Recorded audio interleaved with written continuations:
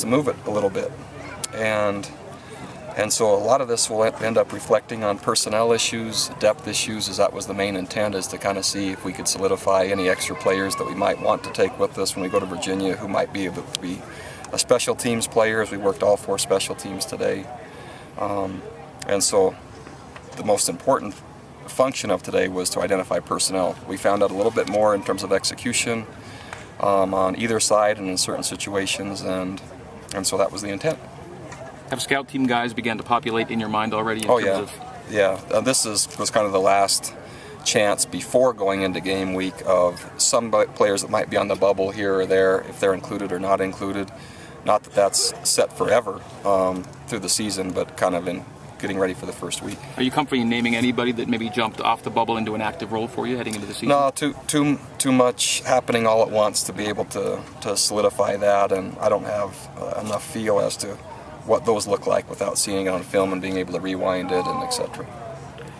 Cornerback situation, too deep developing there. Who are the Corner? guys? Cornerback, yeah. So field corner, Rob Daniel, and at this point, Michael Davis, Eric Thornton. That's what it would look like. Boundary corner would include Mike Haig, Sky Pove, Dallin Levitt, and so those would be the top 6, and that's pretty good.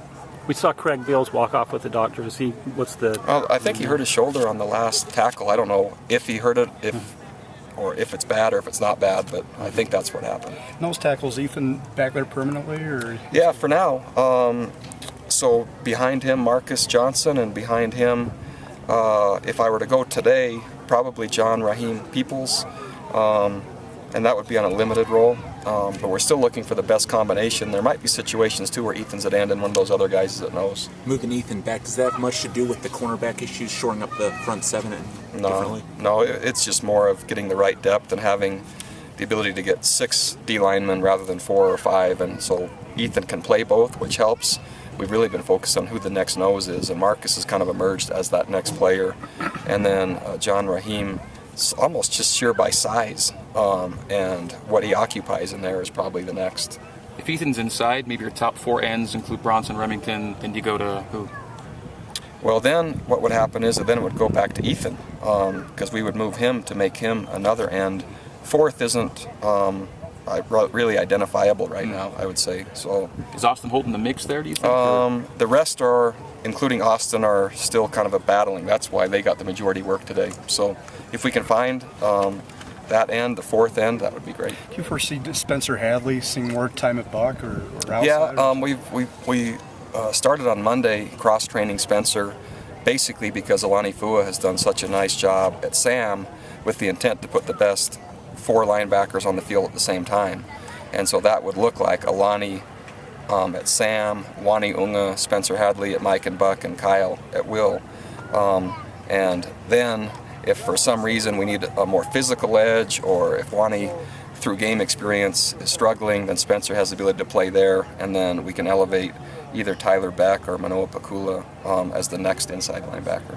Who do you have behind Sorensen and Bills right now? Behind Sorensen and Bills, let's see. Behind Daniel Sorensen is Michael Wadsworth and Kai Nakua. And behind Bills is Blake Morgan and Drew Riley. Does it feel like Virginia's right around the corner, or does that still feel? No, not yet. So we'll spend our entire day tomorrow as a coaching staff shifting to Virginia, and then we'll practice the following day, Virginia specific. Then it will feel like Virginia. So there's kind of segments, and so I really haven't looked ahead yet. With camp ending today, do you assess your readiness level or your progress? Are you ahead of schedule? It's hard to say. I think that our knowledge of the offensive system and the tempo is probably ahead of where I thought it is. Execution we'll have to see on game day, really. So hard to call on that one. I think we have a good idea of personnel. I think we've trained our habits and trained our situations well enough for this point. Now playing will tell us more. How is Ammon Olsen doing, and what does he still have to accomplish? Yeah, Ammon is doing really well. He's currently Taysom's backup like he was coming in. He's done a really nice and effective job of moving the team through fall camp.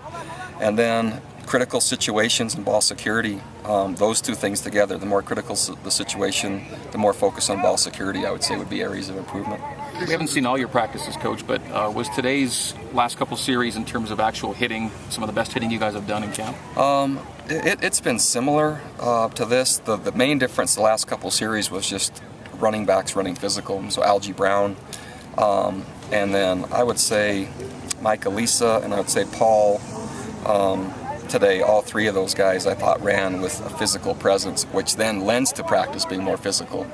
And you start hearing things differently, etc. And so I think that was, toward the end, one of the things I was most pleased with is running the ball with a physical presence. Jason described the offense as kind of sluggish, especially right at the top. Would you agree with that? Yeah, I would say that through the majority of the day until we gave the ball to Algie at the end. Paul Lasike had some nice runs, but until the very end, in 2 minute, the very last 2 minute drive, I would say, so it's not the last couple series, maybe the last drive is when there started to be a player emerge with physical presence.